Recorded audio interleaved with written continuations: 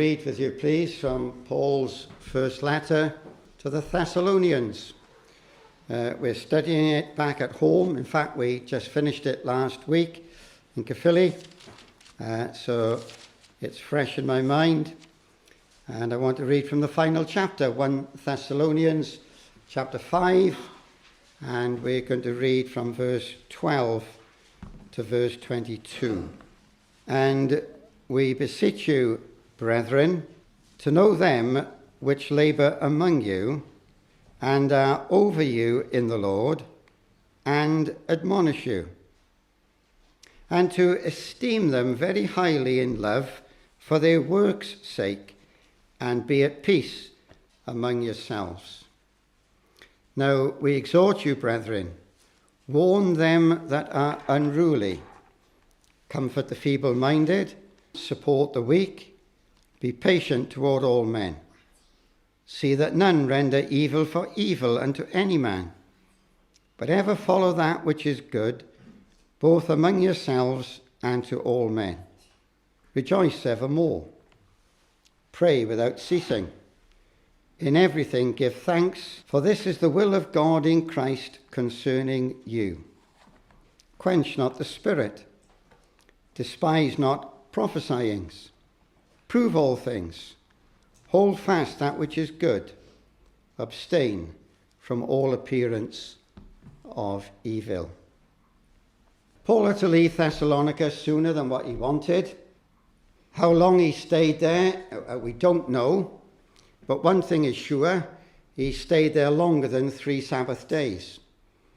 He stayed there long enough to preach the gospel, to see a great multitude of Greeks converted. Some of the aristocracy of the town, they were saved. An assembly was formed, and Paul taught them. He even taught them about the day of the Lord.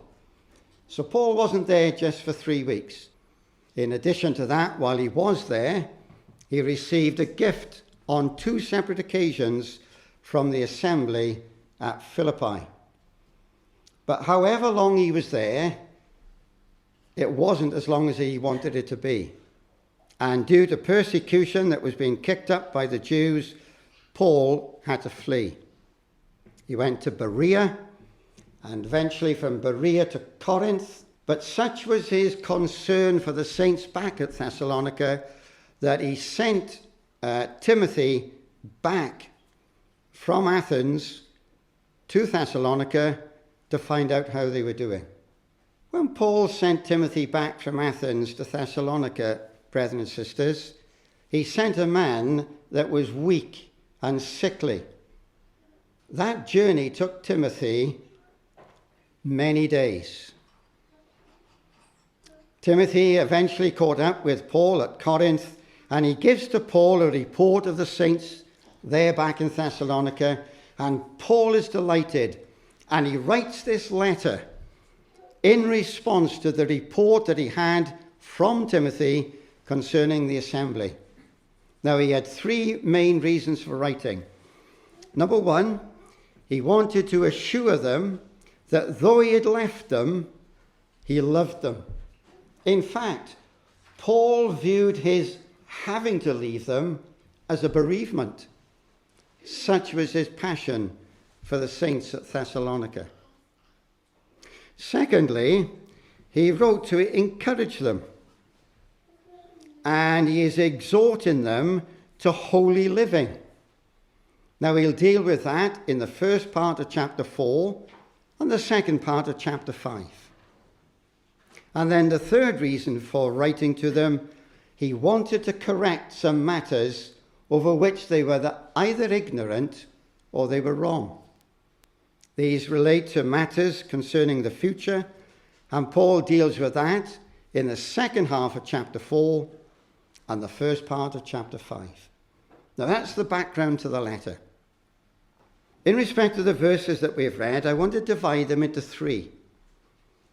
I want to think with you, first of all, of the shepherds and the assembly. I use the word shepherds only for alliteration purposes. Could have called them overseers, could have called them elders. But the shepherds and the assembly, that covers verses 12 to 14. Then in verses 15 to 18, we have the saints and their responsibilities. And then from 19 to 22, we have spiritual discernment. The shepherds and the assembly, 12 to 14. The saints and their responsibilities, 15 to 18. And then spiritual discernment, 19 to 22. The cause of weakness amongst God's people today cannot be put down to a single factor. The reason why things are as they are today, and I'm speaking generally, the reason why they are as they are, brothers and sisters, is multifaceted. You couldn't put your finger on one thing and say, that's it. There are multiple causes. But I want to tell you this. If we were all living in accordance with the verses that I just read, many of the problems that we've got would not exist. Now, I want to assure you that it's an awful lot easier to speak on these things than it is to carry them out. But in my study back at home over this past week, I have felt something of the keen edge of the Word of God in relation to my own life. So I'm not standing here tonight claiming that I've arrived. No, brethren and sisters, am I saying these things only to you. I'm conscious that these things apply very much to me. In verses 12 to 14, we're going to think about the shepherds and the assembly, and Paul deals with it from two angles. Paul is going to emphasize the responsibility that the assembly has to its shepherds, and he is going to emphasize the responsibility the shepherds have to the assembly. In verses 12 and 13, Paul will point out what is the responsibility of the assembly to its shepherds. And then in verse 12 and verse 14, he's going to point out what are the responsibility of the shepherds to the assembly. Let's think first of all of the responsibility in verses 12 and 13 of the assembly to the shepherds. And Paul flags up two things. In terms of the attitude of the saints to the elders, Paul says, I want you, number one, to know them. And number two, I want you to esteem them very highly in love. And then he gives a reason. These two exhortations to the saints is given on the basis of what the elders do. Now let's think about those things for a moment. I want to ask a question. And trust me, I've come with no axe to grind. I've not come with any preconceived ideas whatsoever. And some of you I know and some of you I don't. And I don't know where you go. But I want to ask a question. Do you know who the elders are in the assembly to which you belong? And you say, yes, of course I do. It's written up on our website. And sometimes, you know, we got printed paper and we send letters and it's got the names of the elders on the letters. Well, I'm not here to throw stones, but that doesn't make a man an elder. Brothers and sisters, the work of an elder is unenviable. And honestly, why any man would want to be an elder, I was going to say, is baffling. You'll see why as we move through these verses. The word there, to know, Paul says to know. It means to perceive, to discern. So how do I know who the elders are? Well, Paul will tell me. He'll tell me, these are the men who work hard to ensure the spiritual well-being of the assembly. We're going to think about that. He refers to them labouring. They work hard. Secondly, these are the men who stand before the saints in order to guide them.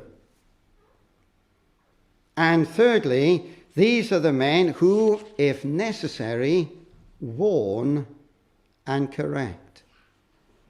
Now, brothers and sisters, in the light of that, do you know who the overseers, the shepherds are in the assembly to which you belong? The men that work and toil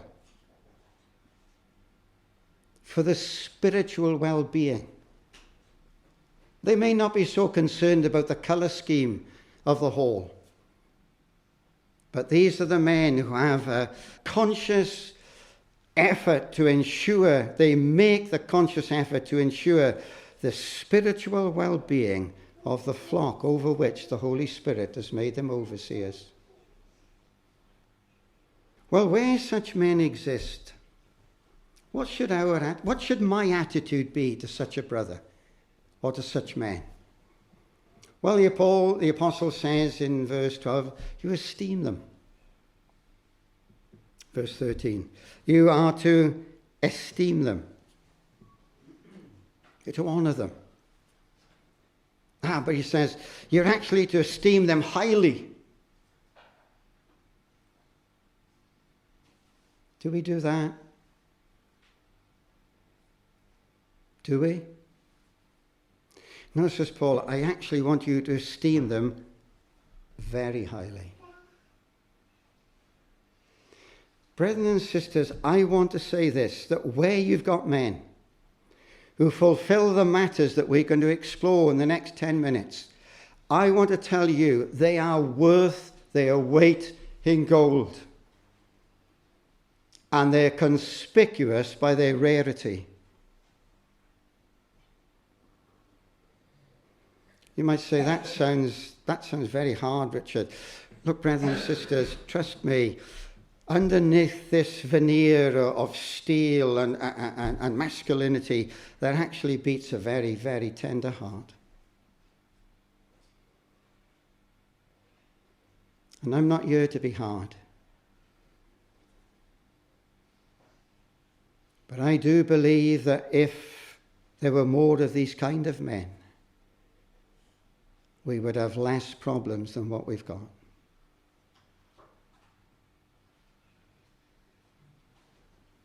And so can I ask you,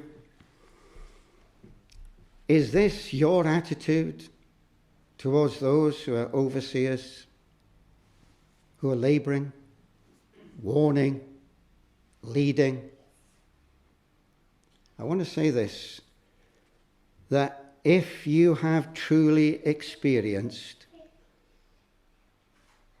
the help and work of such men, if you've experienced it, I want to tell you, you will, without question, esteem them very highly in love. We might all think that we can do a better job, and maybe in some instances that might be true. But I'm talking now this evening of the ideal, that where you have these kind of men, brethren and sisters, we should value them, we should honour them, we should prize them very highly. And do so out of a heart that truly loves them. Well, if that's the responsibility of the assembly, what's the responsibility of these men? Well, the Apostle Paul, in verses 12 and 14, presents 7 things that should characterize these men. He brings 3 in verse 12 and 4 in verse 14. What are the 3 in verse 12? Well, Paul speaks about their work, their wisdom, and their warning. He speaks about their work. He said they labor among you. He speaks about their wisdom. He says they are over you and lead you. And as for their warning, he says they admonish you. Now let's go back through those three things. They work. For a little while, I was linked to a publication that circulates amongst God's people. And I had a bit of a chip on my shoulder. Because it was the practice to, at the end of every article, to give a bio on the writer. And I'll be honest with you, I never found the need of it. Except on those rare occasions where the bio was relevant to the article that was written. But I didn't need to know that they were a grandfather of 42 children and they were happily married to Wendy or Mary or whatever her name was. And very often it would say, and he's an elder in such and such assembly. I was never happy with that. It wasn't like me to keep on about it, but I did. Because, brothers and sisters, to put that at the end of an article, and he's an elder in such and such an assembly, if it was pertinent to the article, fine. But if it's not, it shouldn't have been there. I tell you why. Because it makes it sound as though being an elder is a status. It's not. Brothers and sisters, the apostle refers in verse 12 firstly to their work. And the word he uses is that they labor among you. You know, what's the difference between work and labor? Well, work is what you do. Labor is how you do it. And the word labor means to toil to the point of weariness. I was listening to a brother ministering on these very verses, actually. It was some years ago. But with the wonders of modern science, you're still able to listen to it and watch it. And this brother said, I'm speaking to you elders. Are you tired? Well, you should be. I thought that was a wee bit sort of curt. But brothers and sisters, what Paul is saying here is that the overseer is a man that works to the degree there are times when he is weary. But where's the sphere of his work? Well, Paul says, the elders or know them which labour among you.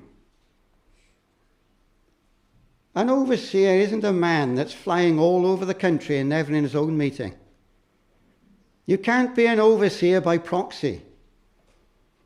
You can't be an overseer in absentia. The Apostle Paul says that they labour among you. And Peter says exactly the same thing. He says in chapter 5 of his first letter, the elders which are among you. No, I'm not saying that an overseer can't have a little holiday or can't go speaking somewhere else. You understand, I can't qualify everything. But the point I'm making is this, that the central, primary role of the elder is his own assembly. They are among the flock. Do you know, brothers and sisters, how many men are willing to toil for the sake of the assembly out of a shepherd heart because they love the saints? But then it speaks about their wisdom. They're over you.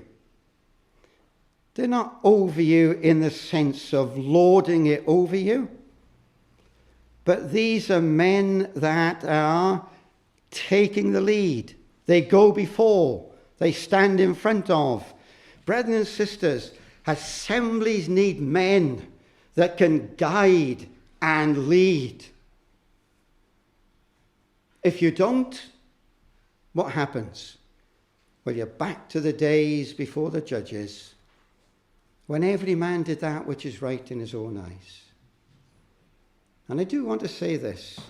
Some rule, however poor, some rule is better than no rule. And if the situation prevails where the meeting you're at don't have men that fully match up to what Paul teaches here and in 1 Timothy 3 and in Titus chapter 1, what should you do? Well, I tell you what you shouldn't do. You have a brethren's meeting. And all the brethren meet and all the brethren discuss. It's not the way to do it, brethren and sisters. Absolutely not. So you look for those who come nearest, those who are seeking to do, albeit with conscious weakness. But these men, they lead. They stand before. I'm going to tell you something. An assembly collectively, now listen for a moment to what I'm saying, an assembly collectively will never rise above the level of its overseers. Individual people in the assembly can be more spiritual. Individual people in the assembly can be wiser. But collectively, an assembly never rises above the level of its overseers. You say, well, prove it. We'll go back to the Old Testament. When Israel didn't have a judge, it went awry. But when Israel had a man at the helm, a judge, a deliverer that God raised up, he brought the people back to God. When Israel had a bad king, they went away from God. When Israel had a good king, well, Israel didn't have any good kings, but when Judah had a good king, it brought the people back to God. Brethren and sisters, collectively, we don't rise above the level of our leadership.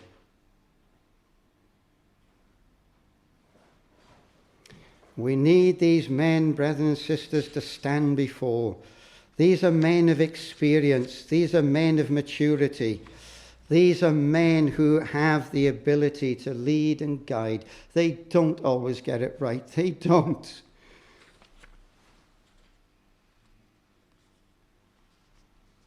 But we need men that stand before and lead.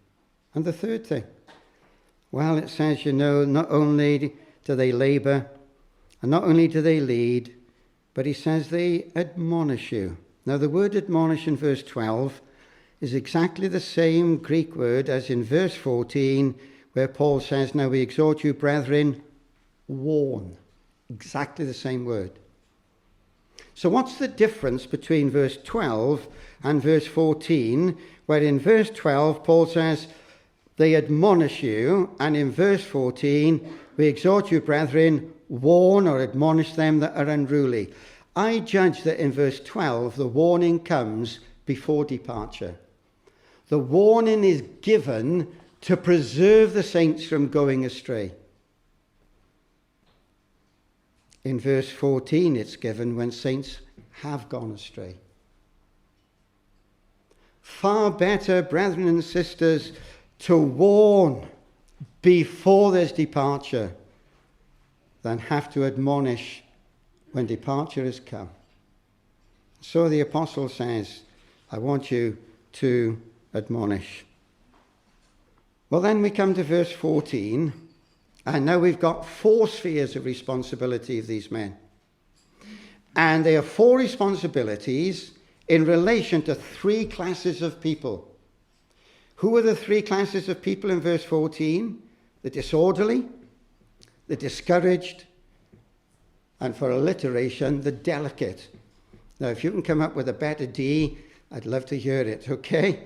But he refers to the disorderly, he says they're unruly.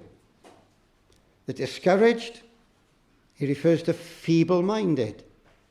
And the delicate, he refers to those who are weak.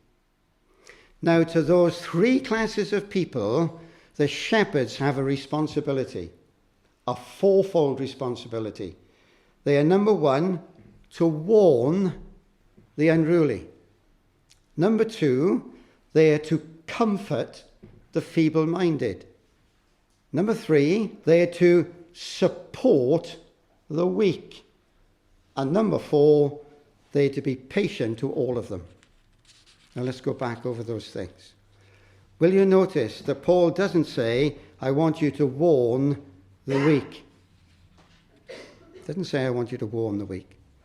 And he doesn't say, I want you to support the unruly. Will you notice that the responsibility is directly suited to the condition of the individual? You warn the unruly, you comfort the feeble-minded, you support the weak. What do I learn from that? Brethren and sisters, we cannot treat all saints exactly the same. It is not a one-size-fits-all. Christians are individuals, and we've each got our own individual characteristic and foibles. And the overseer is the man that's got the wisdom to know how to handle each of these individual characters. What does he say? Well, he says, I want you to warn the unruly. Who are the unruly? These are they who are out of step. They're not in line. They're out of step. Not with the whims and the petty foibles of the overseers, but they're out of step with the teaching of the Word of God. Now, Paul says, admonish them, warn them. Can I stop there? Can I tell you truthfully? I don't like to be told I'm wrong. When I was in Colford, I don't know how many years ago, but I'll mention his name because he's a brother I loved and a brother I respected. When I was in Colford one night, I spoke on the Lord's Supper. And I remember the headings I had. No, it wasn't any way, it wasn't anyone, it wasn't anyhow, and there was another any something. And I looked around the room that night and I thought, if there's only one person in this room tonight who is going to absolutely agree with everything I say, it'll be Michael Brown. How wrong. Michael was ready for me at the back. Richard. And he made it quite clear in his own unique way that he actually didn't agree with me at all. But you know, brothers and sisters, let's be honest, none of us like to be told we're wrong. Well, I don't. I don't enjoy. It wasn't the worst experience I've had. Many years ago, I spoke on Jairus' daughter in Llandaff North, and some of you will remember Alan Osborne, again a dear friend of ours and of the family. And after the meeting, I walked to the back of the hall, and Alan was a bit more direct than Michael Brown. He said to me, Richard, that was dreadful. So, but we don't like to be told, do we? And brethren and sisters, today, in this snowflake society, we are very touchy. We really are. We are petty beyond. And you touch me, you touch my family. That's not the way it should be. Now, obviously, if somebody comes up to you with all guns blazing, perhaps they need to modify their approach. But nevertheless, brethren and sisters, there are times when warnings need to be given. How do we react to that? Do we still esteem them very highly, in love, for their work's sake? It's not easy, is it? But that's what we should do. But then Paul says, comfort the feeble-minded. The feeble-minded here are those people who are faint-hearted. They're down, their spirits are low. Have you never been there? Have you never been at a point, brothers and sisters, have you never been at a point where you felt like packing it in? Have you never reached a point where you really are low? Well, Paul says to the overseers, you've got to comfort these folk. Will you notice the adaptability of these men, these overseers? Oh, they can warn. But they're also able to comfort. What a wonderful balance. My father was very good at warning people. Boy. But an overseer is a man who is tender-hearted. He's able to comfort. But then he's able also to support the weak. I would judge that these are not physically weak, but spiritually weak.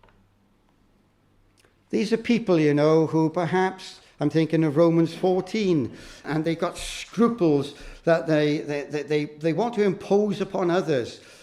The Jews, they might have been converted, and yet they still hung on to some of their Jewish dietary laws, whereas the Gentiles, they didn't have such hang-ups, and they felt free to indulge in black pudding and all the rest of it. And it brought tensions in the assembly at Rome.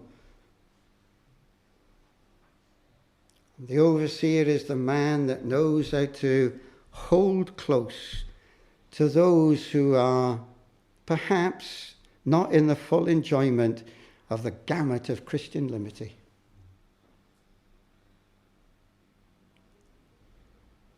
But then to all these, the delicate, the downcast, and the disorderly, Paul says to the overseers, be patient to them all.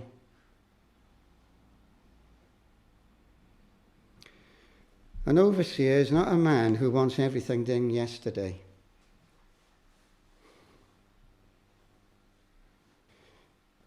Brothers and sisters, Adam Clarke wrote, the disorderly, the feeble-minded, and the weak will exercise your patience and try your temper. But to all of them, the shepherd is to show patience. Trust me, it is so much easier for me to stand up here and say these things than to go back to Caerphilly and carry them out tomorrow. In fact, isn't it true, brethren and sisters? I was saying this to Eric Parmenter a week or two back.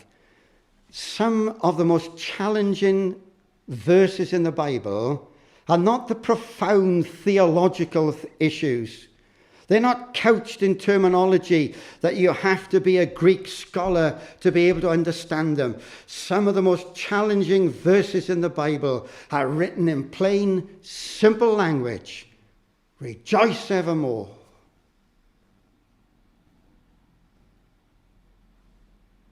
Be patient to all. But what's the purpose of all of this? Well, says the apostle, be at peace among yourselves. End of verse 13. Whether it's the attitude of the saints to the overseers or the overseers to the saints, the bottom line, brethren and sisters, is this: be at peace. Can I just stop there?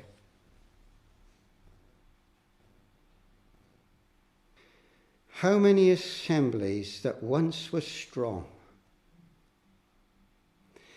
have been reduced to abject weakness, not because they disagreed as to whether the first beast of Revelation 13 was the man of sin or was it the second beast.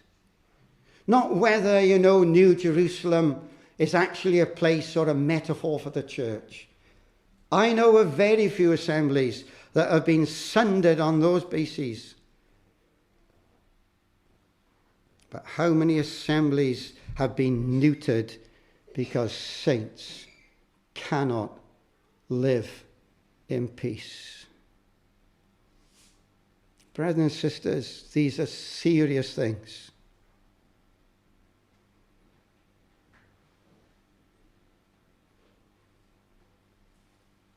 I'm not saying that because I'm aware of anything in this area.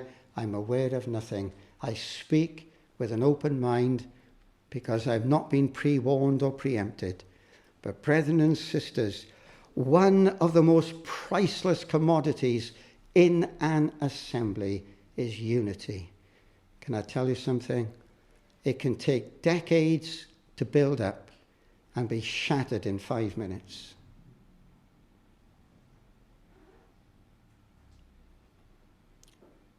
May God give us the burden to pray that the assembly to which we belong would be preserved in a spirit of unity and harmony. How good and how pleasant it is when brethren dwell together in unity.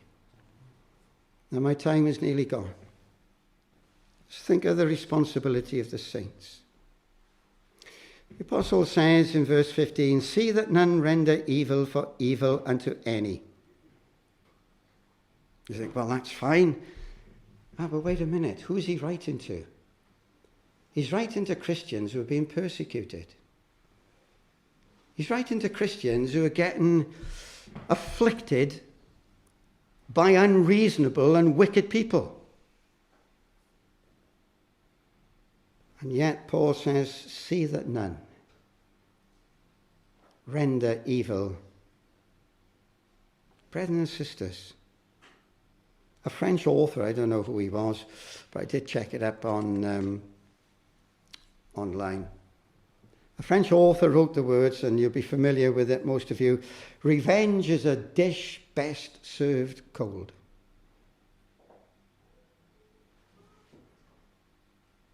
How many saints harbour a grudge and they keep it warm and they hold on to it for months or years and they wait for their chance to get it and get their own back? Brothers and sisters, this is how the world operates. This is not how we should operate. The Apostle Paul says, see that none render evil for evil. Who is the prime example? Who, when he was reviled not again. When he suffered, he threatened not. Brothers and sisters, so easy to talk about, so difficult to carry out. But says Paul, it's not just that you don't render evil for evil. He says, actually, I want you to go a step further than that. He says, I want you to follow that which is good. In fact, he says, I want you to ever follow that which is good. So not only do we not render evil for evil, that's a negative, but positively, we ever follow that which is good and wholesome and beneficial. But then when you come down to verses 16, 17 and 18, we have three responsibilities Godward. Verse 15 is manward, but verses 16 to 18 are three responsibilities Godward. And for each one, Paul highlights the extent. So look at it. He says in verse 16, rejoicing evermore. Praying without ceasing. Giving thanks in everything. Let's just go back quickly over those things. Rejoice evermore. In the Greek, and I don't know any Greek, but in the Greek New Testament, that is the shortest verse. It's shorter than John 11, verse 35. Rejoice evermore. I could exhort you tonight to rejoice. I could look down on you now at this very moment and say, brethren and sisters, you should be rejoicing evermore. Can I tell you what? I would have no moral right to do it at all. And there's somebody in the room that undoubtedly will frequently remind me of this in days to come. But I want to tell you this. The man who did write these words had every moral right to exhort the saints to rejoice evermore. Because when he was in prison, in his own hired house in Rome, chained to soldiers, he wrote the epistle to the Philippians. And the word rejoice or rejoicing occurs more in that epistle than I think any epistle. And right into the Corinthians, he says, as sorrowful, yet always rejoicing. There's some saints who are always miserable, isn't there?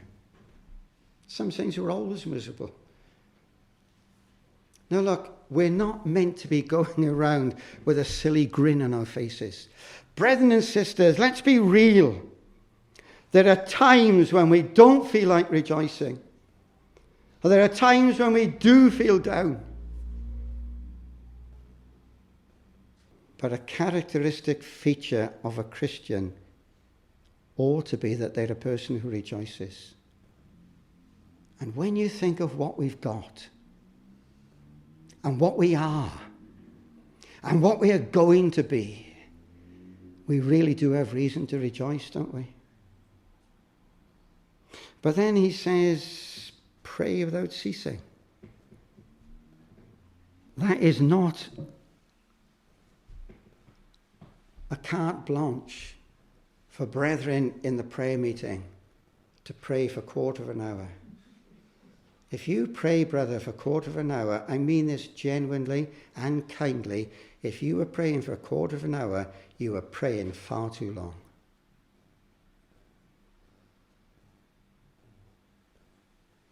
What Paul is saying here is you need to be in a committed state to praying. It's not the duration of your prayer. It's an attitude of prayer. Can I ask, and please, I don't want to know the answer. It's not my business. But can I ask very, very kindly and tenderly, do you pray? When I look back over my life, brothers and sisters, prayer has been something that should have been far more an essential feature of my life than what it was. I say something else.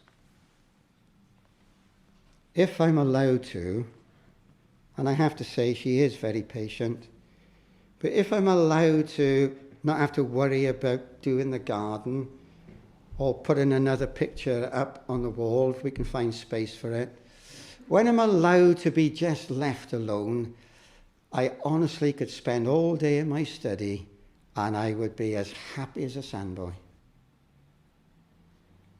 But ask me to pray for half an hour? You see, there is nothing about prayer that appeals to the flesh. Absolutely nothing. Oh, Bible study can be thoroughly enjoyable. It can also be hard work and it can be heavy going. But Bible study can be captivating.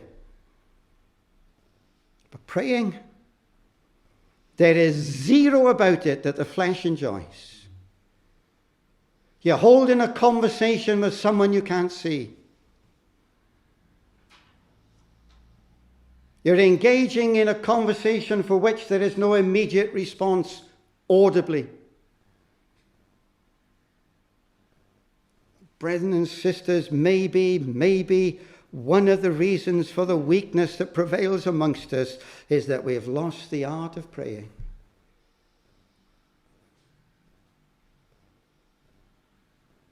You say, well, I'm only a young Christian. I can't pray. I can't pray like you older people. You be glad that you can't.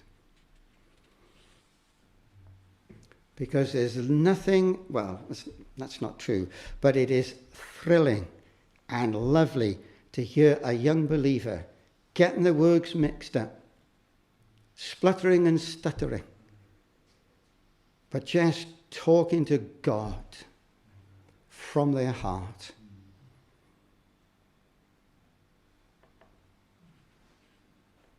My son, my oldest son, could bore me to death for about 3 hours solid, telling me about the ins and outs of the building industry.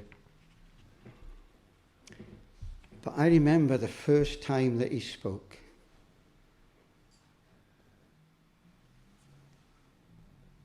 What a thrill to hear your child speak for the first time. Thankfully, he said, "Ma'am, not Dad." But how lovely to hear your child speak. Brethren and sisters, as children of God, God wants to hear us. And when we pray, he wants you to be you and not someone else. Pray without ceasing, in everything. I read a good number of translations, and not one of them said for everything. Not one. It doesn't say for everything, give thanks. It says in everything. There's a great difference between the two. And happy is that Christian who, even when the chips are down, finds something in the circumstance that they can give thanks for. Now finally, verses 19 to 22, I'm not going to cover them. I just want to say this. Verses 19, 20, 21 and 22 apply today, but they are particularly pertinent in the days when the Christians didn't have a Bible. You see, you came to the meeting tonight and you brought a Bible either on your phone or in a book form or in some other form. You brought a Bible. And they are available cheaply anywhere. But in the first century, very few Christians had a Bible. Very few. And bearing in mind 1 Thessalonians may well have been the first letter that Paul wrote. So none of the New Testament existed. How could God's people know what God wanted them to know? By the working of the prophet. And the prophet stood up, and he was given a direct message from God for God's people at that moment. Now, how could we quench the Spirit? By that prophet having a word from the Lord but not giving it. Or giving a word when it wasn't a word from the Lord. Now, we can quench the Spirit today. Ephesians 4 speaks about grieving the Spirit. Grieving the Spirit is personal, I believe, and it relates to failure. Quenching the Spirit is not allowing the Spirit to have his liberty, and prompting and exercising and stimulating brethren to participate. But then he says, not only quench not the Spirit, despise not prophesying. Paul was writing from Corinth. Corinth was a church, that really went in for tongues and signs and the miraculous and the spectacular. Maybe not so keen on Bible teaching. Paul, with that as his background maybe, is writing to this church, and he says, despise not prophesying. And then he says, prove all things, test all things. If a prophet got up and spoke, you weren't meant to simply take on board what he said. You were meant to do what the Bereans did and search the scriptures daily as to whether those things were so. So the apostle says, prove them, test what you hear. And then he says there will be one of two outcomes. What you've heard is either right or wrong. It's either good or evil. If it's good, hold it.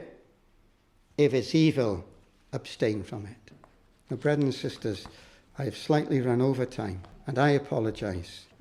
Let me reiterate again. All these things are easy to speak on. They're altogether more difficult to carry out. And I have felt something of the weight of these things in my own study.